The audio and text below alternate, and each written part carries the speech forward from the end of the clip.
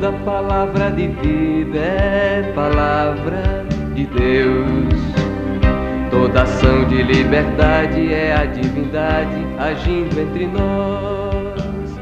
É a divindade agindo entre nós. Então, meus amigos e minhas amigas, nós iniciamos nesse momento o curso de verão do SESEP, na sua parte bíblica. E nós queremos sugerir a todos vocês que na leitura comunitária do Evangelho de São João, nós devemos perceber que ele não foi escrito apenas num pergaminho como se fazia na antiguidade, como esse que está aqui, mas o Evangelho de São João foi escrito na vida das comunidades. E o que nós queremos mostrar é que o Evangelho nasceu do conflito que as comunidades viveram. E então, numa primeira parte, nós vamos mostrar a figura do velho judeu Nicodemos.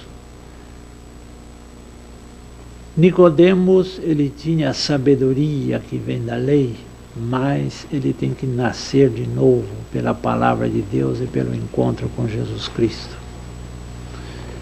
É esse encontro com o Cristo vivo que vai dar vida à comunidade. Nós não podemos viver da lei apenas, mas nós temos que viver da palavra e do Espírito. Em segundo lugar, nós vamos mostrar a figura do cego de nascença. O cego é aquele que não pode ver. E é somente Jesus Cristo, que é a luz do mundo, que nos cura dessa cegueira congênita. E então a fé que vem da palavra do Evangelho é uma fé que liberta, é uma verdade que liberta e que nos coloca então no caminho de uma comunidade libertadora. E finalmente nós veremos a figura de Natanael, no capítulo 1 de São João. Natanael nos mostra a palavra que se encarnou. Foi anunciada por João Batista, pelos discípulos, por Filipe. E Natanael é a figura do novo povo de Deus, que se encontra com Jesus Cristo e que se torna uma espécie de novo patriarca, o patriarca Jacó, que teve o sonho, que viu a ligação entre o céu e a terra. Mas Natanael é o começo deste novo povo, dessa nova comunidade, pelo encontro que ele faz com Jesus Cristo. Jesus Cristo lhe diz: eu te vi debaixo da figueira. E Natanael então se sente tocado pela presença, pela palavra de Cristo, e ele se torna então um novo Israel, a nova comunidade, a comunidade libertadora.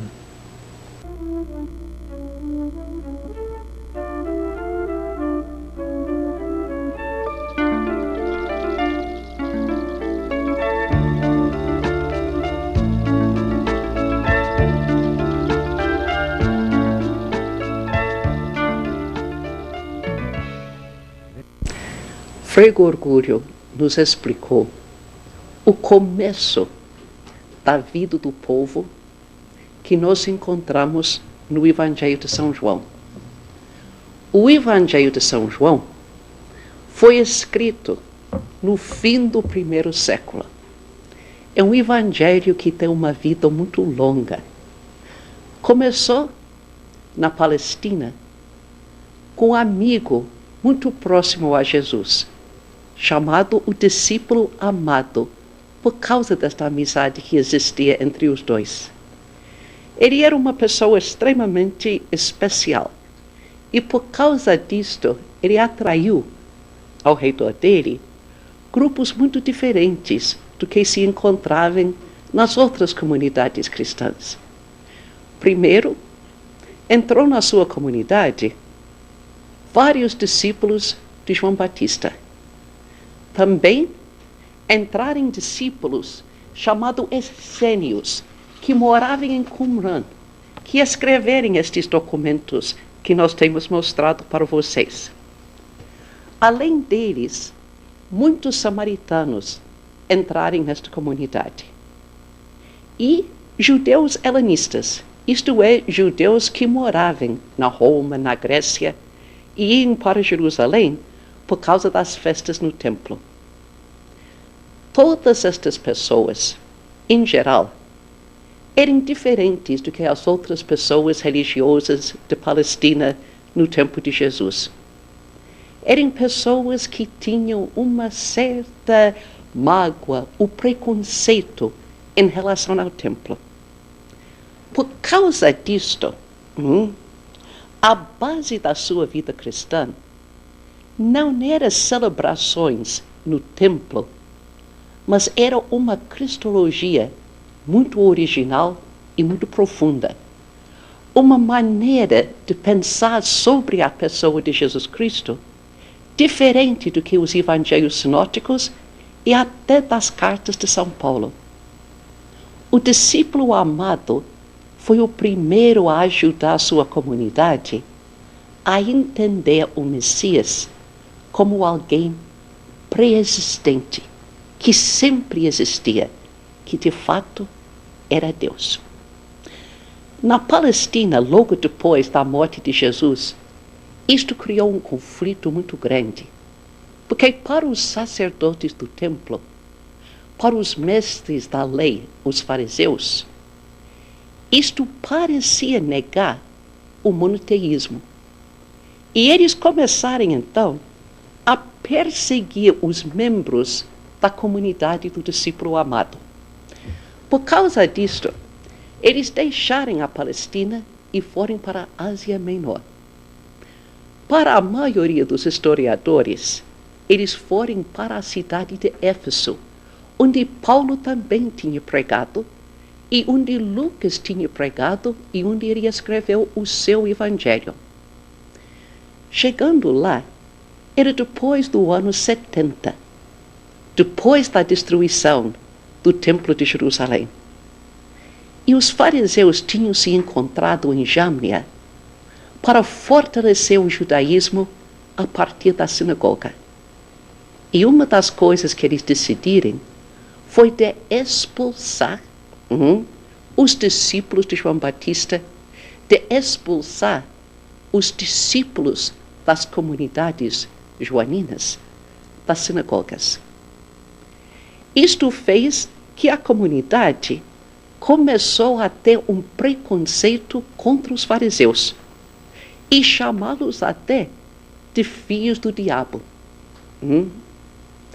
Agora, uma vez expulsos da sinagoga, os romanos começaram a persegui-los, a prendê-los, porque Roma só reconhecia duas religiões lícitas: adoração, culto do imperador, e o judaísmo.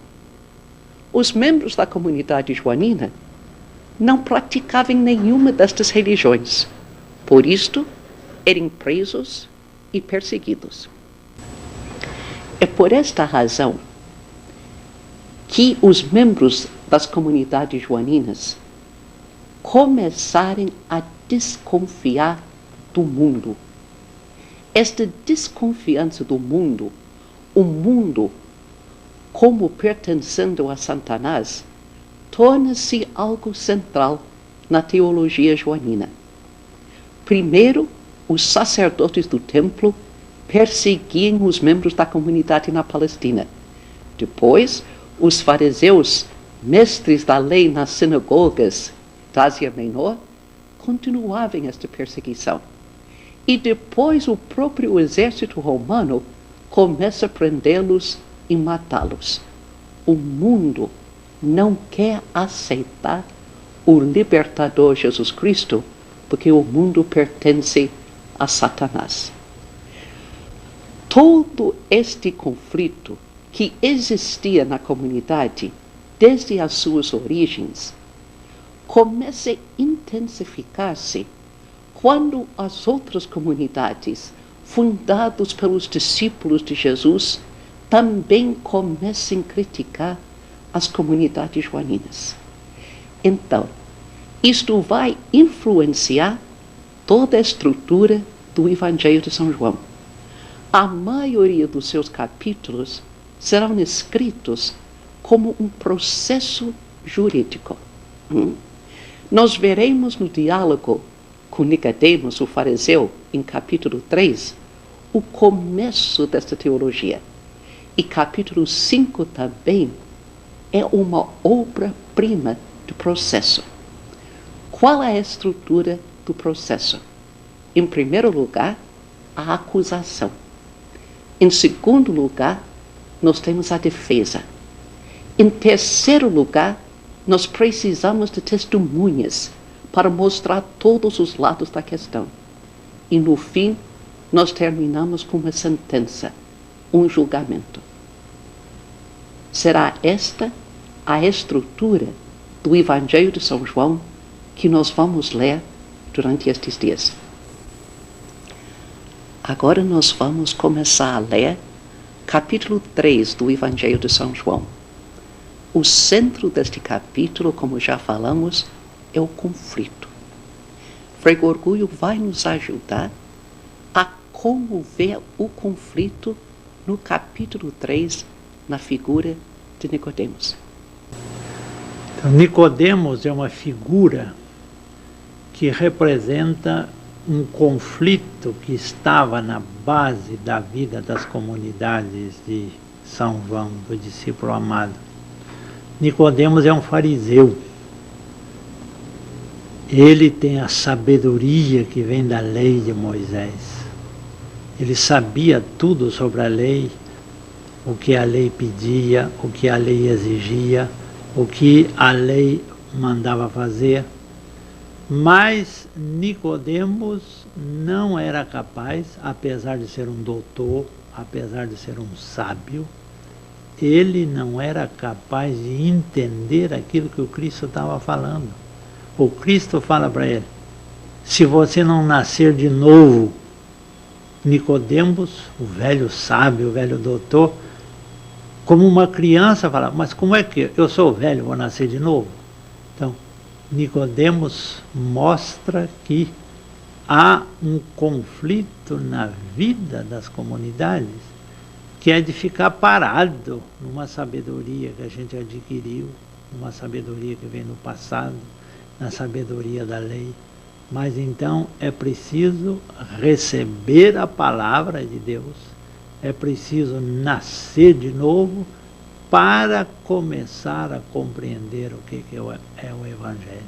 Então Nicodemos é a figura do fariseu que representa o conflito que havia nas comunidades de São João. Era um conflito. Nós vamos ficar parados na sabedoria que vem unicamente da lei dos fariseus, ou nós temos que dar um passo à frente, nós temos que nascer de novo para compreender a novidade do Evangelho. Então, a partir dessa compreensão da figura de Nicodemos, que encarna o conflito básico das comunidades, nós podemos ir para os grupos e, primeiramente, ler o capítulo 3 do Evangelho de São João, procurando compreender, então, a figura de Nicodemos. Quem era Nicodemos, o que ele representa e qual é o conflito que ele representa na vida das comunidades. E depois de feita essa leitura, começar a discutir qual é o conflito que hoje em dia está na raiz da vida das nossas comunidades e que está impedindo a comunidade a crescer, ir para frente, progredir.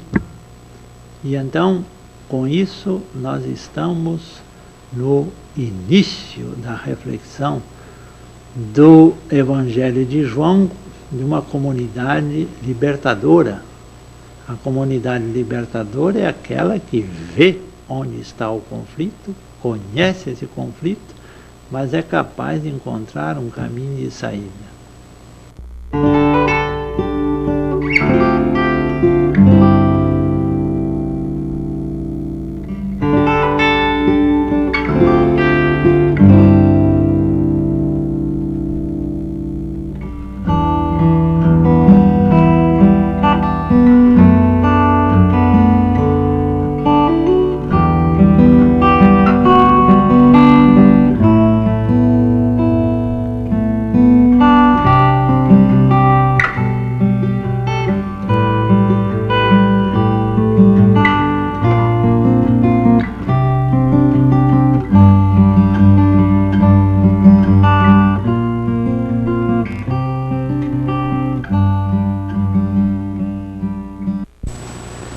Nós iniciamos agora a segunda parte da nossa reflexão sobre o Evangelho de São João.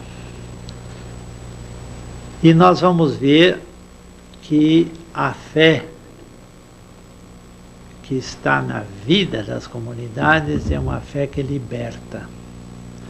Mas para isso, nós vamos começar a ler o capítulo 9 do Evangelho de São João, onde nós encontramos a figura do cego de nascença.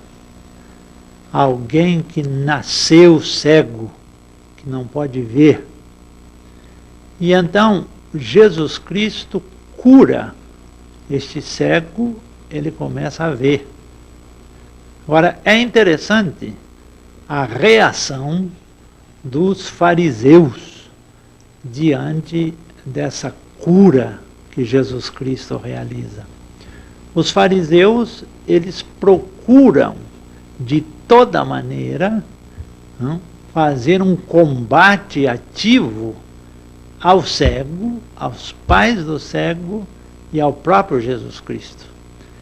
A atitude dos fariseus vai nos mostrar uma incredulidade ativa, que é o oposto do ato de fé. Mas então eu gostaria de salientar essas duas coisas.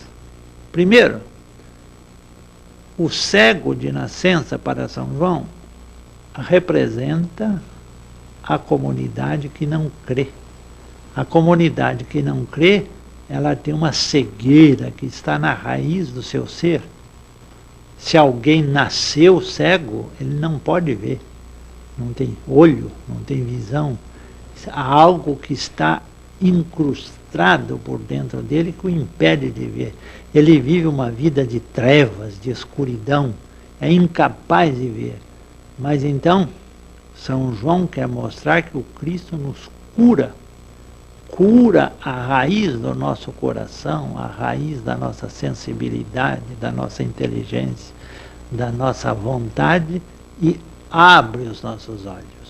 Ele faz ver o Cristo, nos faz o dom da fé somente pela ação do Cristo e somente pela luz do Cristo é que nós somos capazes de sair dessa cegueira que não nos deixa ver.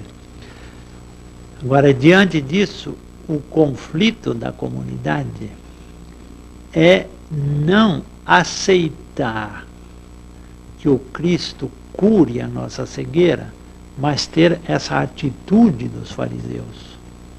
É uma incredulidade que quer permanecer na incredulidade e esta atitude se torna ativa e então os fariseus, no capítulo 9 do Evangelho de São João, começa por um inquérito. Quem foi esse homem que te curou? Depois, essa comunidade que não tem fé, ela se fecha sobre si mesma, porque ela se apoia em verdades que os mestres podem controlar. Os fariseus podem controlar, eles conhecem a lei de Moisés, conhecem todos os preceitos, e qualquer coisa que saia dessa verdade que eles podem controlar é uma verdade suspeita. Mas esses fariseus então recusam ir além daquilo que eles já sabem, daquilo que eles controlam, daquilo que eles podem dizer, isso é assim, isso é daquela maneira, e não querem chegar à fé, porque a fé não se pode controlar. Não se pode controlar pela nossa sabedoria. E então, a incredulidade, essa comunidade dos fariseus tem uma atividade de controle e de poder sobre a própria verdade e os seus critérios. Eles são donos da verdade. Vocês só podem aceitar aquilo que nós ensinamos e como nós ensinamos. E então, para São João, essa atitude dos fariseus é uma reação à atividade do Cristo que faz ver de novo, que dá a capacidade de ver. E então, São João está mostrando o seguinte: é somente o Cristo que liberta dessa cegueira congênita e somente o Cristo dá a libertação à comunidade. Depois dessa leitura da figura do cego de nascença, nós devemos ler também os capítulos 7 e 8 do Evangelho de São João. Nesses dois capítulos, ele vai nos mostrar então que o Cristo é a verdade que liberta. O que cura a nossa cegueira é a luz do Cristo, é a água que o Cristo derrama sobre a comunidade e é a luz então que ilumina o caminho da comunidade. É a revelação, a palavra de Deus é a revelação. Agora, São João nos mostra que essa revelação indica que o Cristo vem do alto, vem do seio do Pai e se encarnou. E ele volta para o Pai. Então, a verdade da revelação mostra a origem e mostra a finalidade da missão de Jesus Cristo. E este Cristo, ele se torna a luz do mundo, a luz então que vai libertar a vida do povo e vai sobretudo libertar a vida do povo da escravidão mais profunda, que é uma escravidão da mentira e do pai da mentira. Aquele que não crê é escravo da mentira. Ele não tem mais referência, não tem critérios, não é capaz de julgar, não é capaz de orientar a sua vida. Então, a fé liberta porque nos mostra a verdade que vem do Pai, que é o Cristo, nos mostra que essa verdade vence o pai da mentira, vence a confusão, vence a dispersão, vence a falta de capacidade de discernimento e nos coloca no caminho certo. E a verdade que liberta é essa aqui: antes que Abraão existisse, eu sou.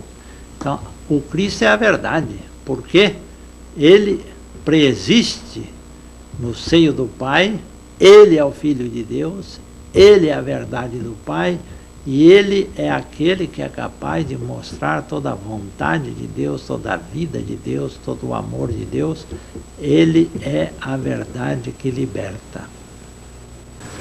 Então nós devemos aprofundar essa perspectiva do Evangelho de São João sobre o Cristo que é o revelador do Pai, o doador do Espírito. O Cristo é a verdade que liberta. Eu convido a vocês a lerem cuidadosamente os capítulos 7 e 8 do Evangelho de São João. Aí nós temos uma reflexão muito profunda sobre a fé e a libertação. Jesus Cristo nos comunica uma verdade que liberta. Então, no capítulo 7, o Cristo ele se apresenta no meio da festa dos judeus e lá ele começa a fazer um discurso no meio da festa das tendas, que era o momento em que os judeus esperavam que Deus iria se revelar na comunidade de Jerusalém. O Cristo então começa a se revelar como a verdade que vem de Deus e a verdade que liberta. E nesse discurso do Cristo, ele mostra então que ele vem de junto de Deus. Ele não é desse mundo, ele vem do seio do Pai para revelar a verdade do Pai e para comunicar o Espírito. E então, solenemente, ele se revela como a fonte da vida. Aquele que crê em mim, do seu seio vai jorrar um rio de água viva. Com isso ele está falando que pela fé nele, a pessoa que crê tem uma vida nova. Agora, no meio desse discurso de Jesus, nós temos novamente a figura dos fariseus que recusam a crer. E diante dessa recusa dos chefes dos fariseus que recusam a crer, o Cristo retoma o seu discurso e diz que ele é a luz do mundo. Eu sou a luz do mundo. Ele é a fonte da vida nova. E com essa luz, então, os discípulos podem perceber que ele veio de junto de Deus e que ele volta para o seio do Pai. E, finalmente, ele diz que é somente essa verdade que ele é e que ele traz que é capaz de libertar a vida da comunidade. E aí, então, há a conclusão do discurso sobre a verdade e a mentira. O mundo vive debaixo da dominação do pai da mentira. A mentira que penetra na vida das pessoas, domina a vida das pessoas, domina as ideias, domina a imaginação, domina os interesses, e isso vai escravizando as pessoas. Vai criando uma espécie de poluição coletiva e você não pode sair dessa poluição. O mundo todo ele está envolto em mentira. E essa mentira penetra em tudo e é somente a luz que vem da verdade de Cristo que é capaz de libertar esse mundo. E então, eu creio que a gente deveria ler esses capítulos do Evangelho de São João meditando sobre duas coisas importantes. Como é que nós percebemos a cegueira que existe no mundo de hoje? O que impede a ver hoje em dia? Nós somos cegos de nascimento. Então, como é que essa cegueira aparece na vida do trabalho, na organização política, na vida religiosa, na vida das comunidades? E depois, refletir sobre a verdade que liberta. Como é que a fé é uma fonte de libertação? E uma fé em Jesus Cristo. E como é que o Cristo, presente na vida das comunidades, liberta da mentira. Qual é que é a mentira que está dominando o mundo de hoje?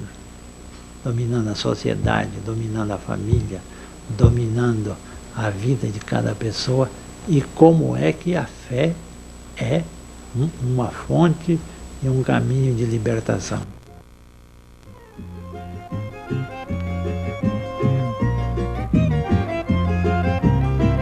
Procurando a liberdade, caminheiro, procurando a liberdade, também vou. Procurando a liberdade que é vida, procurando a liberdade de viver. Caminhando eu vou, procurando eu vou. Caminhando levo apenas a esperança de algum dia a liberdade encontrar. Esperança que dá força. Agora nós vamos começar a terceira e última parte. A figura central desta parte é Natanael. Ele representa a comunidade nova que vai nascer do ato de fé na palavra encarnada. Os livros da Bíblia são muito diferentes do que a maioria dos livros escritos hoje. Normalmente o autor moderno começa seu livro com uma introdução. Os autores antigos, eles escreviam os seus livros e depois voltavam e colocavam uma introdução que de fato é uma síntese de tudo que eles queriam dizer. Isto é verdade do livro de Gênesis, onde os primeiros 11 capítulos foram escritos muito depois do resto do livro e são uma síntese de todas as ideias teológicas do livro de Gênesis. É verdade também do Evangelho de Lucas e de Mateus. Os primeiros 2 capítulos de cada evangelho foram escritos no fim daquele evangelho para mostrar a sua visão de Cristo, a sua cristologia. Isto é muito verdade do Evangelho de São João. O seu primeiro capítulo, nós estamos apresentando nesta última parte, exatamente porque o primeiro capítulo é realmente o coração do Evangelho de São João. É neste capítulo que ele nos diz tudo o que ele queria dizer no resto do Evangelho, mas de uma maneira muito densa e profunda. O capítulo é dividido em 2 partes. A primeira parte vai de versículo 1 a versículo 18. Esta parte tem como coração um cântico antigo das comunidades joaninas. Isto era também muito comum com os outros autores do Novo Testamento. Paulo fez isto várias vezes nas suas cartas, na carta aos Filipenses, Colossenses. Ele escolhe um hino que a comunidade cantava e, a partir deste hino, ele então começa a fazer o seu comentário teológico. A comunidade joanina cantava um hino, um cântico, que celebrava a palavra divina. E este hino tinha 4 partes. Em cada parte a comunidade procurava ver um outro aspecto desta palavra para louvar. Em primeiro lugar, nos primeiros 2 versículos, louvem a palavra como pré-existente, uma palavra realmente divina, porque é a expressão da própria sabedoria de Deus.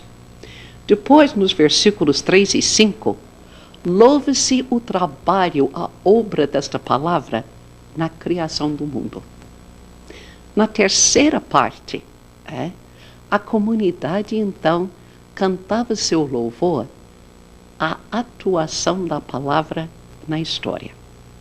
E termina cantando sobre a palavra encarnada, o próprio Jesus de Nazaré. A partir deste hino, a comunidade vai fazer 2 reflexões que vai incluir como comentário entre os versículos do hino. Em primeiro lugar, vai enfatizar que é o ato de fé que vai fazer de todos filhos de Deus. E, em segundo lugar, vai enfatizar que é a palavra que nos leva à plenitude do amor. E o amor é a revelação do próprio ser de Deus, que o comentarista nos diz, é graça e verdade, como também foi falado na revelação de Javé no livro do Êxodo. Agora, depois desta primeira parte, versículos 1 a 18, nós temos a segunda parte da introdução. Nesta segunda parte, nós vamos encontrar uma nova síntese que une o tempo do ministério de Jesus na Palestina com as perseguições dos cristãos na comunidade joanina no Éfeso do fim do 1º século. Em primeiro lugar, nós temos João Batista, que vai ajudar a desenvolver a nossa compreensão de quem é Jesus Cristo. Mas imediatamente haverá uma reação dos sacerdotes do templo. Eles enviarão pessoas para fazer um interrogatório para descobrir quem é João e de onde vem a sua autoridade para pregar da maneira que ele prega. Imediatamente, em versículo 24, os cristãos das comunidades joaninas em Éfeso vão dizer, e os fariseus também mandarem perguntar. Eles querem que o leitor autor do seu evangelho compreenda que como João Batista e Jesus no seu tempo foram perseguidos pelos chefes dos sacerdotes no templo, as comunidades joaninas e outras comunidades cristãs estão sendo perseguidas pelos fariseus, chefes das sinagogas. No meio de tudo isto, nós vamos ter uma outra etapa. Discípulos de João Batista, começando com Cefas, vão se encontrar com Jesus de Nazaré. Cefas é o primeiro. Ele encontra com o mestre e imediatamente acredita. Ele, Cefas, o bom judeu, o pescador, encontrará com André. No Evangelho de São João, André é sempre um símbolo dos povos gregos, os povos que vivem na diáspora. Cefas, o bom judeu, vai falar de André sobre a pessoa de Jesus Cristo. E André, representando os gregos, os novos convertidos da Ásia Menor e de Éfeso, é ele que irá a Natanael. Natanael é o verdadeiro filho de Israel. Ele que não tem nenhum fingimento na sua pessoa. Na visão da comunidade joanina, os gregos convertidos iriam até o verdadeiro Israel, representado em Natanael, e iam levá-lo até a pessoa de Jesus Cristo. É desta maneira que eles percebiam que a palavra de Deus e a missão de Jesus iam atingir a todos. Primeiro judeus, depois gregos e depois todos os outros judeus. Agora, quando Cefas e André encontram com Jesus, não há nenhuma explicação do processo do ato de fé que eles precisem passar para chegar até esta fé. Mas em relação a Natanael, de versículo 35 em diante, nós vamos ter um desenvolvimento de como se passa o ato de fé. Nós temos que lembrar sempre que para a comunidade joanina e para os seus teólogos, o povo das comunidades vivia constantemente em tensão, conflito, perseguição. Qual era o meio, o eixo, que ia permiti-los de fato ser pessoas livres numa comunidade livre? Para a comunidade e seus teólogos, esta passagem para a liberdade se realiza no ato de fé. No Evangelho de João e também nos profetas do Antigo Testamento, este ato de fé tem 5 partes. No texto de Natanael, é muito fácil perceber quais são estas partes. A base do ato de fé é onde a comunidade ou a pessoa se encontra naquele momento. No caso de Natanael, ele é um bom judeu que conhece a lei e conhece todas as promessas dos profetas sobre o Messias e sobre a libertação definitiva do povo de Deus. Ele está no estado de espera. O segundo ponto do ato de fé é sempre a passagem. Alguém precisa vir até a pessoa e fazer um anúncio. Ou precisa surgir um acontecimento onde a pessoa pode passar da base, da primeira etapa da sua fé, para uma novidade da fé. No caso de Natanael, isto acontece no anúncio feito por André. André vai nos dizer, nós encontramos aquele de quem falava a lei e os profetas.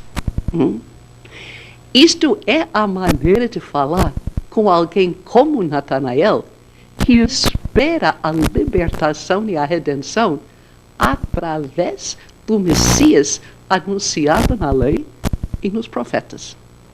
Agora, o terceiro ponto é realmente o coração do ato de fé.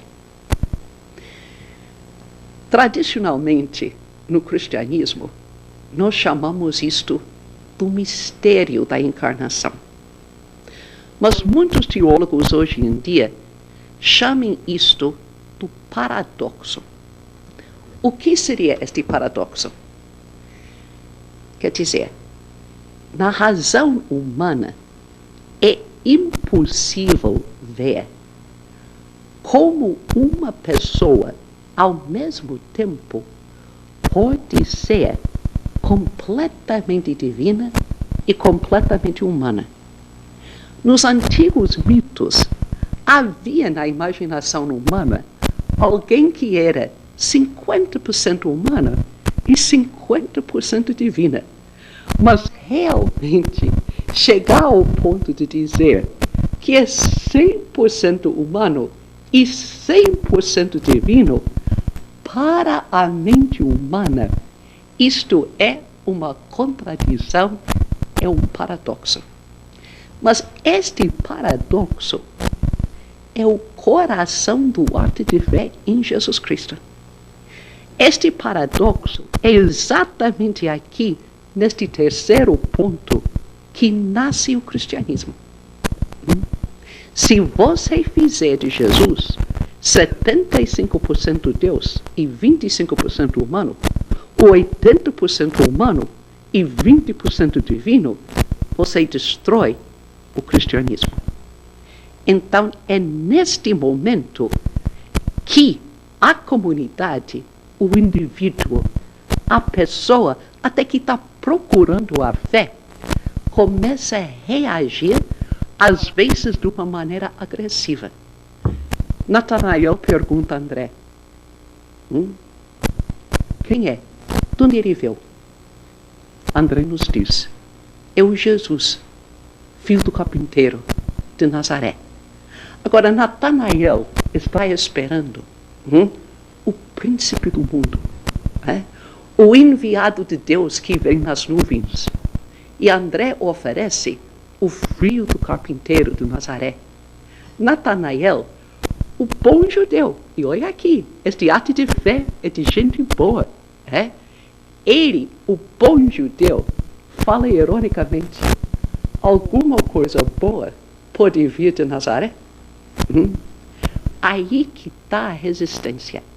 Gente, se não tiver esta resistência, a fé é impossível.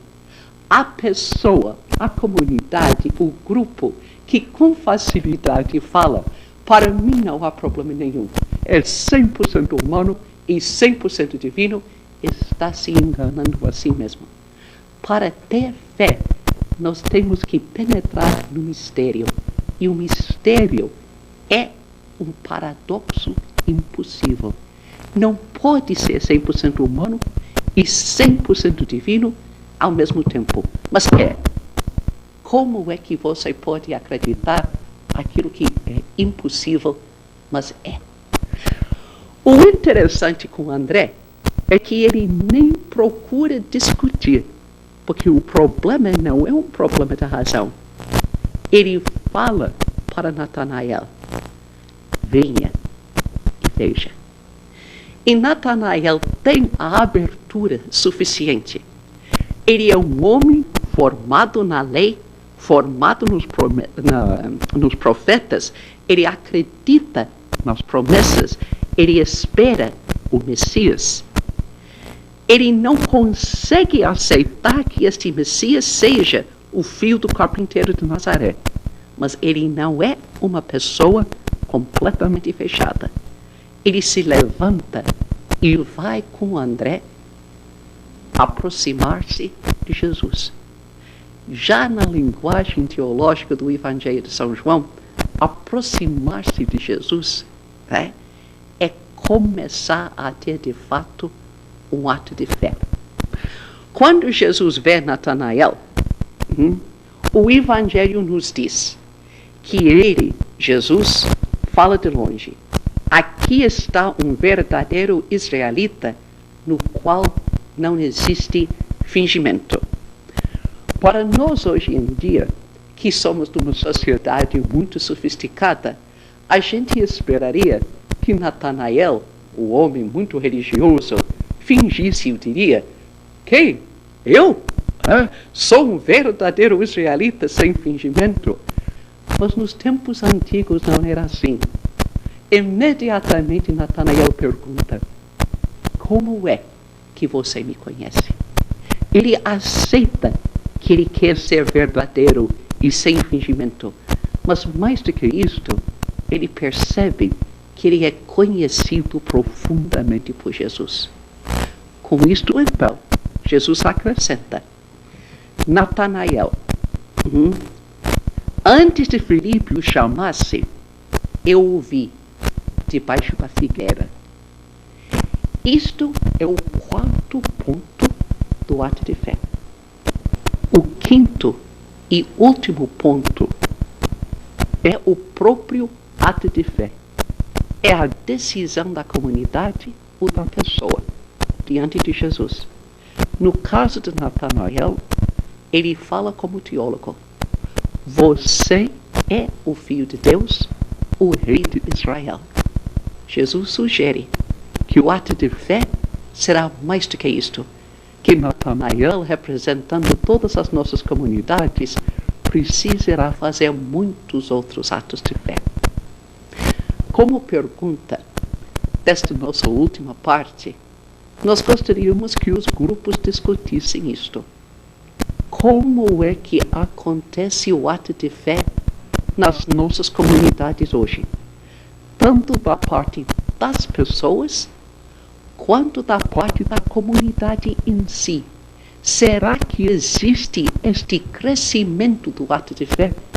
Será que temos consciência que a fé precisa crescer sempre e que a fé é a nossa ponte para a verdadeira libertação?